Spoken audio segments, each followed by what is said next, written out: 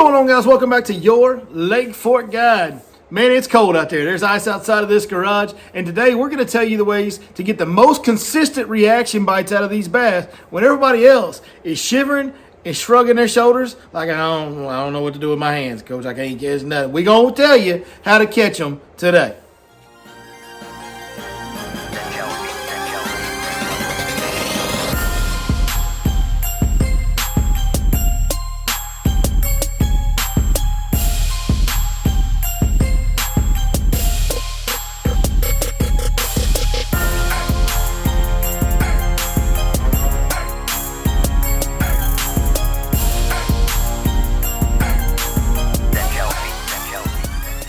Man, when it gets this kind of cold, boys, it puts a damper on things for us as bass fishermen. It really does. You know, we talked about jig fishing. That's a great way to go about it. But, man, sometimes you can't nurse them into biting, you know. And we do generate reaction bites the way we talk about fishing that jig. And sometimes those fish have moved shallower because it's been warm leading up to this. And some of those fish just don't pull all the way out to some of that deeper water. There is a way to go about catching those fish that are in that, let's say, 8 to 10 foot, or even on up to 4 and 5 and 2 and 3 foot. Yes, there will be some bass in shallow water, even as cold as we have been. Man, those fish are hard to catch. Most people can't catch them. They'll go up there and throw all day in zero. Rattle traps don't always work. Chatterbaits don't always work. Jerk baits don't always work. There is a category of baits, though. No matter what, if you go grind this bait, I'm very shocked. If you're in good areas, I'm very shocked if you don't catch fish on these baits, no matter how cold, no matter how tough it gets. We're talking about build crankbaits, okay? Different types of build crankbaits. We're going to tell you all the ins and outs, which I got a couple different ones I like to throw. We're going to show you exactly which ones I like to throw, talk about how to throw them, all that good stuff. But, man, if you watch touring professionals, the best fishermen on earth, you watch them. Nowadays with scope, not so much. You'll still see some of this, but not as much. But, man, pre-scope, like, you saw people throwing flat-sided square bills, different types of square bills, different types of crankbaits in these tournament situations. And let me tell you something about these tournament fishermen. They fish fast. They got to cover water. They're going to lake. It's not their home lake. They've got to cover water and figure things out. And they've got to generate bites when it's really, really hard to generate bites. What we're going to talk about today is throughout the extreme cold times, when you get like here the next week or two, what we got lined up coming up forecast-wise, this period. This is the most consistent way to pull up to a body of water, go fishing, and you're going to get some bites. And some really big bites, because this time of year, primarily the fish that are going to bite in the winter are females because they're pregnant. The males are a little more reluctant to bite. And reaction bites also tend to be more big fish type bites. Let me think about how I'm saying it. You catch more big fish on reaction bites than you do begging bites. You know, what I call, like when you're dragging a worm, that's a begging bite, right? Like trying to feed it to them, whatever you want to call it. But the reaction bites tend to generate bigger bites on a consistent basis. So let's start with the one that everybody's probably going to think like, yeah, that makes sense, right? So this is a flat-sided square bill or flat-sided crankbait. They come different. This is the Spro Little John. This one's my favorite, okay? I also like a couple of the, is it Berkeley or Rapala makes the OG Slim. I think Rapala makes OG Slim. And maybe Berkeley makes the Fritz side. The Fritz side and the OG Slim are two others that I really like. The old 6 cents Flat 75X. Man, that one, I've caught some fish on it. It hasn't been consistent for me. I think it's just a little bit big. These other ones are smaller profile and a little bit thinner, and I think they just have a little bit more of that wintertime wiggle. These flat-sided crankbaits get a lot of bites in the winter from other fish that don't. This Little John is my favorite. Here's why. That joker right there will go 8 foot deep on 12-foot line with a regular cast.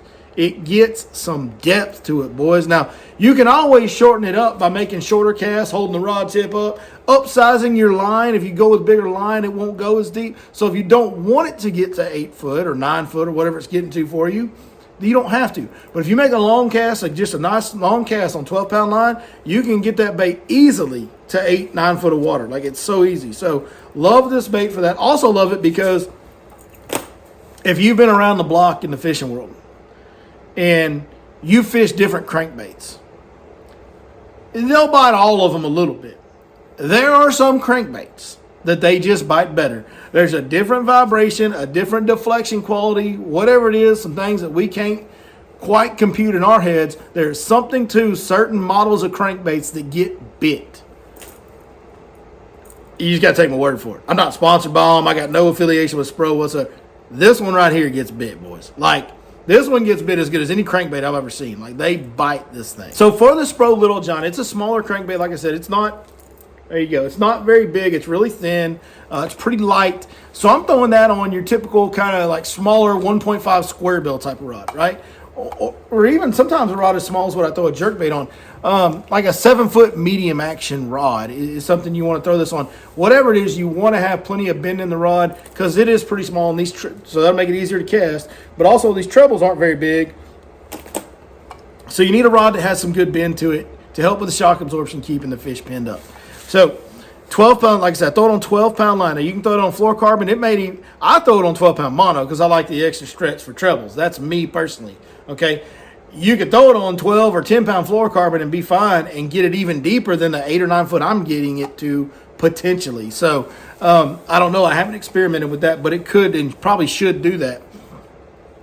But here's the thing. Also, certain crankbaits come off of cover and deflect better than others. I'll tell you guys another little top secret guy trick. Y'all see that bill right there? How it ain't clear plastic? Let me see if I got something else in here. Okay, here's a 75X. Okay, so let's look at that.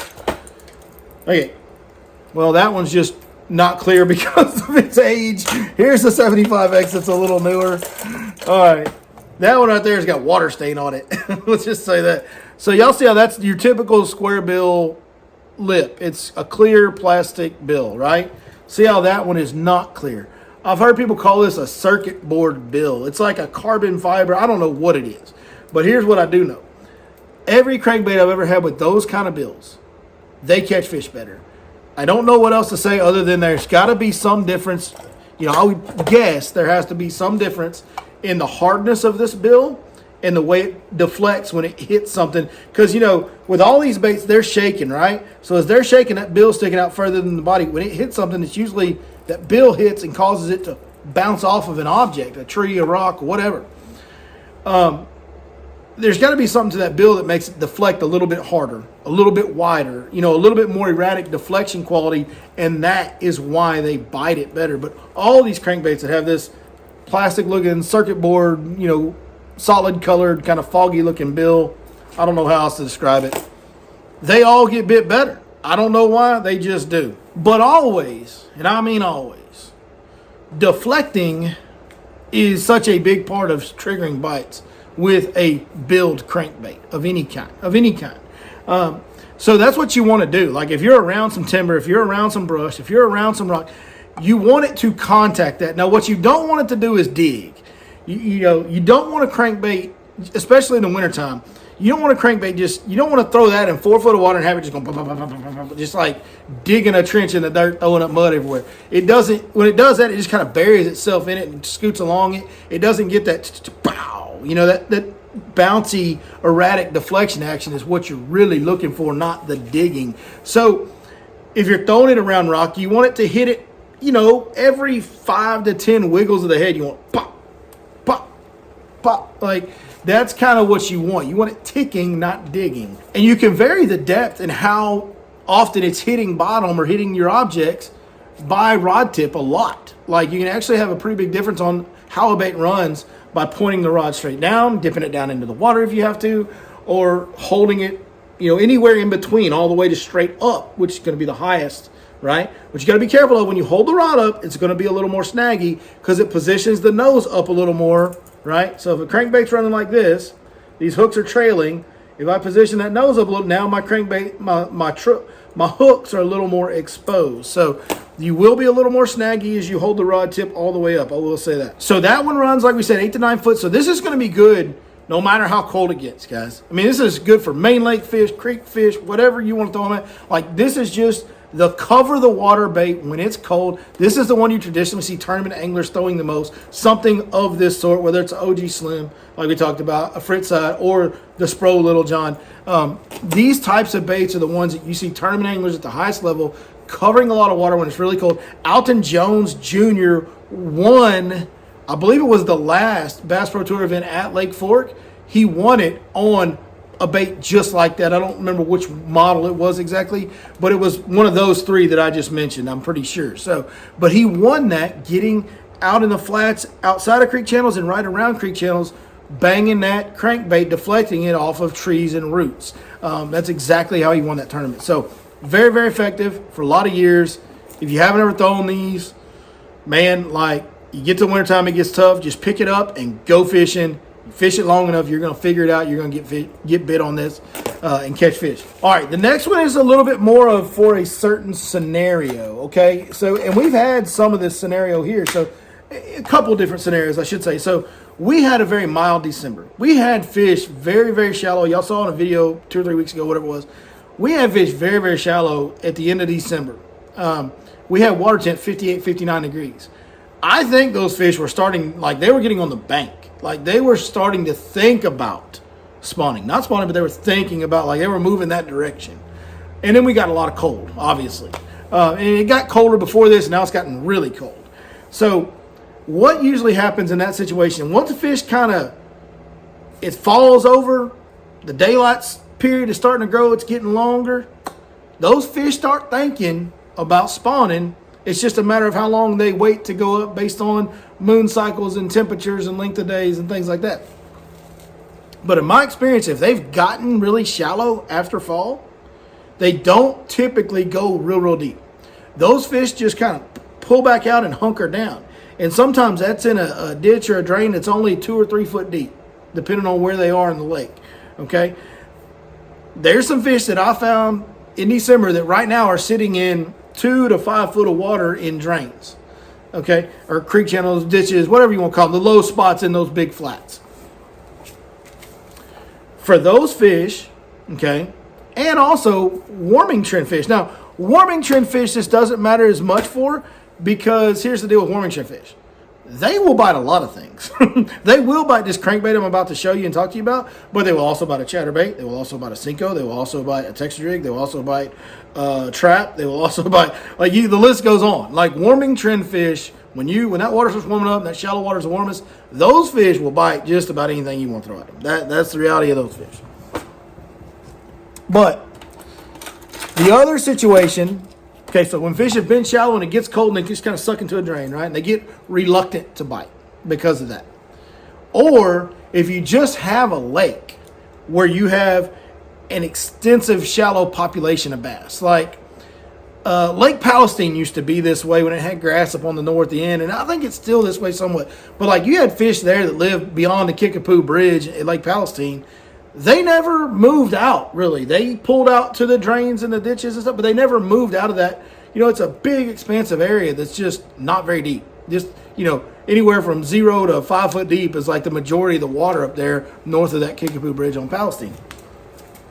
We have areas like this on Glade Creek is one of the areas like this on Lake Fork. The back end of Running and Birch and Coffee and Dale and Little Mustang. There's a lot of creeks where the back half of the creek, you have residential fish that just aren't ever going to make their way back to the main lake. So when it gets cold on those fish, they're just pulling to a drain. It can be 2 foot, it can be 3 foot, 5 foot. It doesn't have to be deep. They're going to congregate in that, and they're going to get really tight-lipped and shut-mouthed and not want to bite. Okay, so when that happens, this little old bait right here, there ain't one better, okay? This is a 6 cent, man, I can't talk today. 6 cents Movement 80X, okay? This bait right here, very special. This is by far the hardest wobbling crankbait that you will ever find. It has such a wide head swing, right? And that's what makes it special. These fish that don't want to bite, it wobbles so hard, and because it has such a wide head swing, when this thing hits a hard piece of cover, a tree or whatever, rock, dock piling, anything hard, when it hits it, it boom, it bounces. I've watched my line jump 6 inches, 6, 8, whatever it is, to the left, 6 or 7 inches, right? 6 or 7 inches. To the left or to the right, like I've seen my line actually move in the water where it was feeding in because of how wide this crankbait bounced off of cover. Now, that's what makes this special. it's a little bit against the grain to take a hard, wide, wobbling crankbait into winter. Mostly you hear about the flat side. The tight wobbling stuff is better for winter. Okay. More realistic? Yes. Tight wobbling is more realistic for winter. But the hard wobbling and hard deflection qualities of this bait cause reaction bites. Those fish just can't help it. Like, they can't. It's like a cat with a laser pointer. That may not get that cat. That with a laser pointer will make a cat bounce. Like, he can't help it. These bass can't help it. You run it by their head, they're sitting on a stump, you go, pow, they just can't help but lurch out at it, right? So I believe that's what happens. All I know is I've thrown it in the coldest of cold water. Like, when it gets cold and I can't catch them on a trap or a chatterbait, and I know they're in shallow water, I've been catching them up there, I can catch them on this every single time. The other bait that's a lot like this was made by a company called Strike Pro. It was called a Hunchback. If you can find them, they probably work just as good. Good luck finding them. Okay, so buy the 6 Sense Movement 80X. That's the one that still works. And the one that's readily available. So, there you go. Now, this bait is a heavier bait. This is a bigger body, obviously. Quite a bit bigger body, longer body. It's a heavier body. It's got a lot more drag in the water because of how hard it wobbles. Like, that creates resistance in the water. So for that reason, I'm throwing this on like 17-pound fluorocarbon, and I'm throwing it on, I throw it on my chatterbait rod, which is overpowered even for a chatterbait rod. It's like a 7.6 medium heavy rod. That's about as big as I would go on this bait.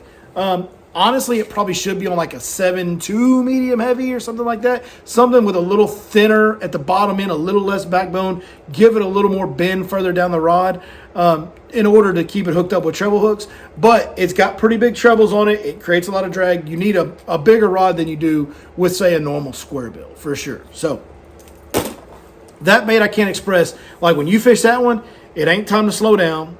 Even though it's winter and it's really, really cold, it ain't time to slow down. And it ain't time to baby that bait through there. None of, like, you want to deflect off as much hard stuff as you can, and you want to power fish it. We're not wobbling it slow. We're like we're cranking it, right? We're getting after it. So those are the baits that I like to use for the extreme cold. Regular square bills can work on this deal too. The main thing is having confidence that you're where fish are going to be, okay? And then getting those deflections and covering the water. If you do that, you're going to find some bites that nobody else is going to find. When they hit the ramp going, I don't know, man, you're going to be like, yeah, we got them. Yeah, we got them. We sure did. Yep, that'll happen for you. Guys, I appreciate you watching this. I sincerely hope this helps you as always. We will see you next time right here on your Lake Fork Guide.